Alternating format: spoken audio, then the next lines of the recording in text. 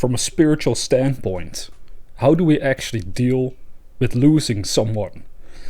Like, it can be a family member, maybe sadly a partner. It can even tragically be one of your own children. I mean, we can't deny that. There are parents out there that, for some specific tragedy, they just lose their son or daughter, which I can't begin to imagine what that must be like as a parent.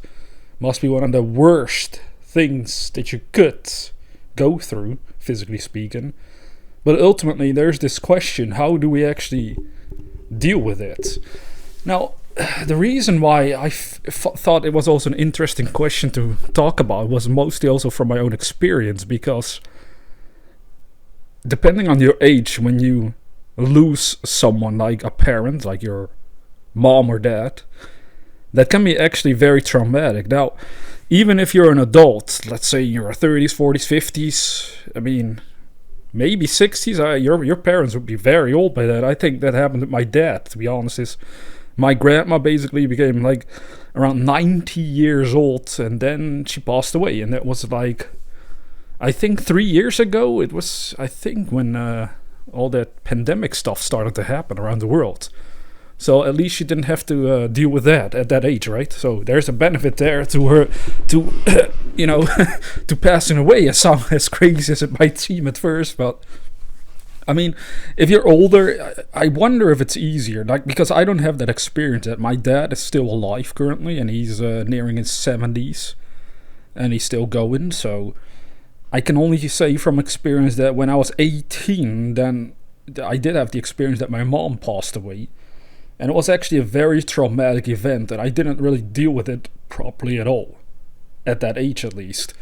I wonder now that I'm older if I would deal with it better. Most likely I would, because again, if you're younger, you might be less mature in your thinking and how you want to deal with problems in your life. And in this case, I decided to do the worst thing you can do at that age, which was, and I can't really blame myself either, because we have to put this all in perspective. I was at the age that you're going to college, you're out partying usually with friends. I mean, that's what people do at their late teens and early 20s, usually throughout their 20s in general.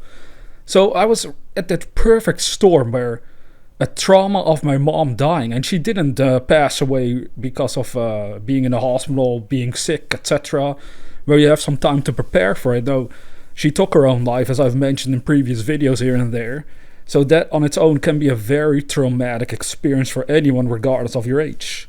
But what I did was, because of partying so much and feeling like, oh, I want to go out with friends, do crazy stuff for fun, I ended up drinking more and more alcohol, so in a way to cope with the feeling of loss that I had inside of my soul. And you see, you can clearly see that's not a good way to deal with losing someone in your life. I mean, from a spiritual perspective, that's the worst way to do it, because you're essentially forcing yourself to feel different and not really dealing with it consciously and in a smart, effective way, so that you can then move on as well as time goes on.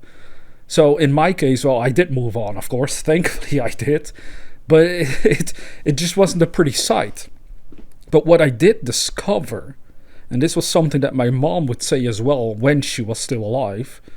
She said that she would see, for example, her father literally in her bedroom, physically speaking. Now, I've not had that experience myself in seeing someone that passed away physically, but I can say that when I go to sleep, I might have conversations with them then, where the consciousness is just in a different frequency, in a different dimension, through which that becomes possible.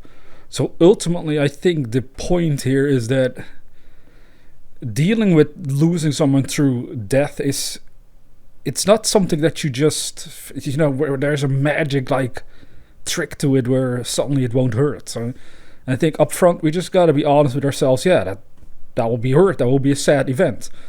But the sadness is mostly because you'll no longer be able to physically interact with this individual in particular. And it takes some time to get used to that, because it changes your life entirely around. If you think about it, if one person that you're used to communicating with on a regular basis, if one of those people were to die, then it's a huge change in general, that you can no longer talk with them. So it's ultimately just a matter of going through your feelings and reaching a place of making peace with it.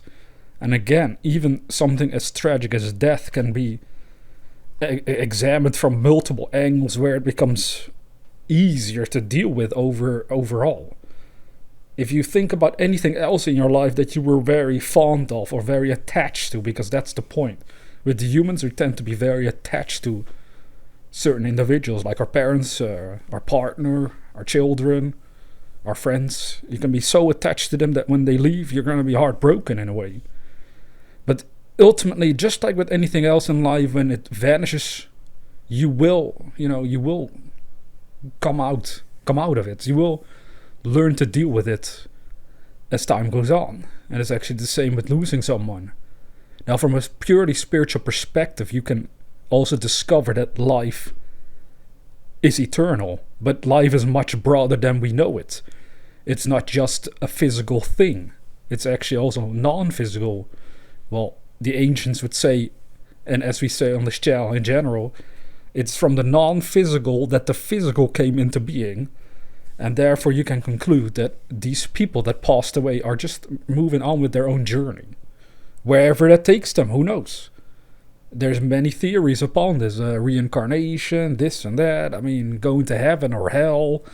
Everyone has some sort of idea about it. And ultimately, at the core foundation of all these ideas, we can see that we have this sense that life goes on.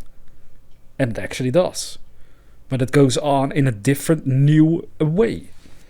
You move on to a different, new journey. That's literally how you can look at this. That's what happens to a person that passes away.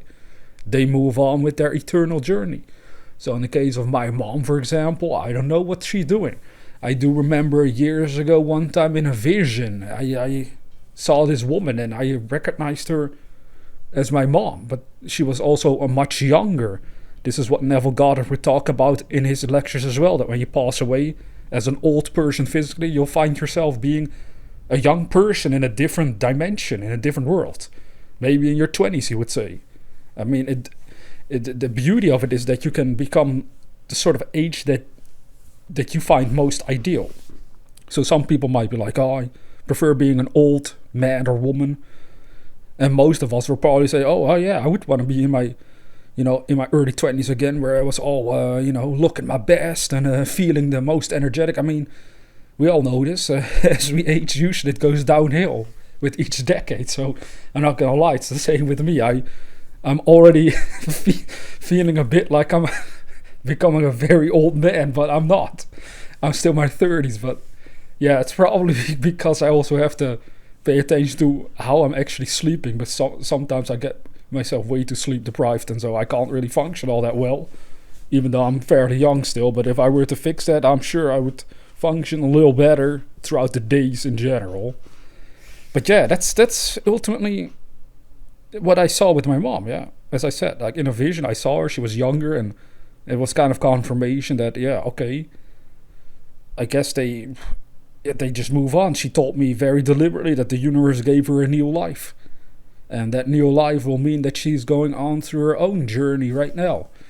Whatever that may be. And it's going to be the same for you and me. And that's the most important part, is to actually grasp what dying means for us personally. Because we never tend to take time to consider it. Because it seems such a scary thought for many people. Because they don't even understand anything about it. But for most, we kind of like to just not think about it. But to think about your own death every now and again, regardless of whether it seems morbid at first, is actually a good thing, because it also helps put things into perspective. Since we're not going to be here forever, ultimately we're just going to want to make the most of the time we do have. And we want to try to use that time to improve ourselves in such a way that we felt that this whole journey was fulfilling.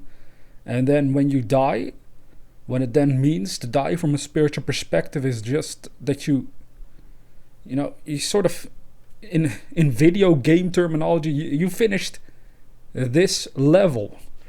Like dying would become like leveling up. You go on to a next level where some new adventure awaits you. If you look at life in that angle, then it's actually not as tragic as it all seems, right? if you think about it. I mean, from that angle, that even though if you're sad when someone passes away, you realize, well, I understand why I'm sad. It's mostly because, of course, we had an attachment to this person, and now they're gone. I'm no longer going to be able to talk to them physically speaking like we used to. Can't meet up with them. Can't do this or that I was used to doing with them. But, the good news is, since life is eternal, I hope they'll be having a wonderful next new journey themselves. And with that, you can actually make some beautiful peace right then and there with losing someone through this inevitability we call death, dying. You see, it's in the West, we really only tend to see it as a very sad event, and oh, it's so sad for you, I feel so sorry for you, hopefully you'll feel better one day.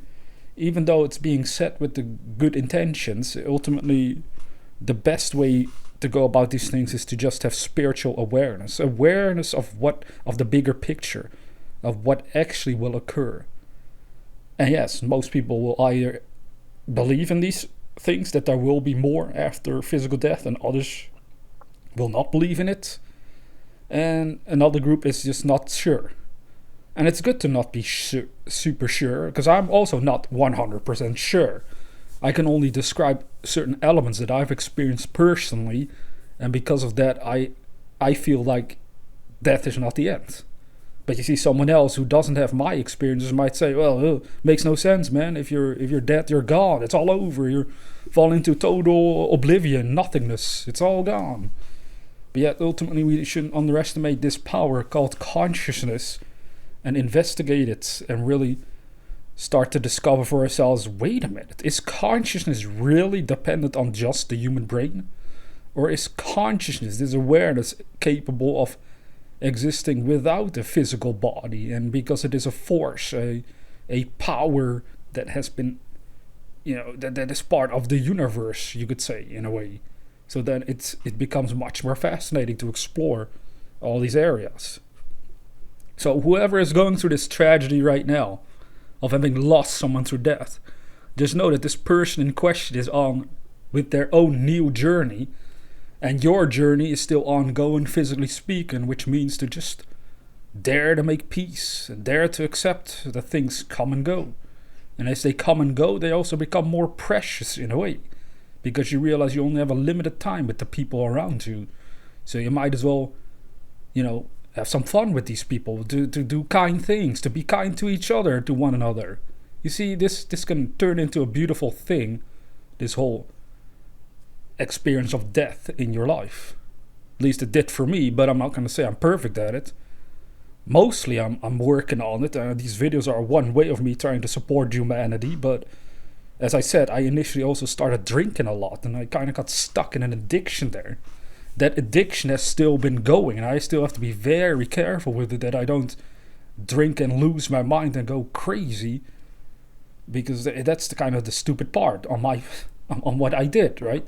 I was very naive at 18 years old, as I said. I wasn't really mature yet in my thinking, and then sometimes bad things can happen. But the good news is that I did spend all these years in general studying the mind, so that really has given me some sort of edge over this in the long run. Like, I realize sometimes that some people, they don't have this knowledge and awareness about life, and then they might get completely stuck in a negative, and I don't know how to get out of it, because nobody's shown them or taught them or told them how they could potentially get out of it. So they just accept the negativity and just live with it until they die. But ultimately, you can transform any negative into something positive through the pure power of your own consciousness.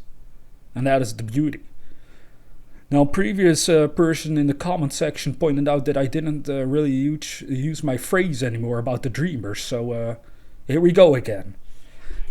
With that being said, dear viewer, never forget that we are the dreamers.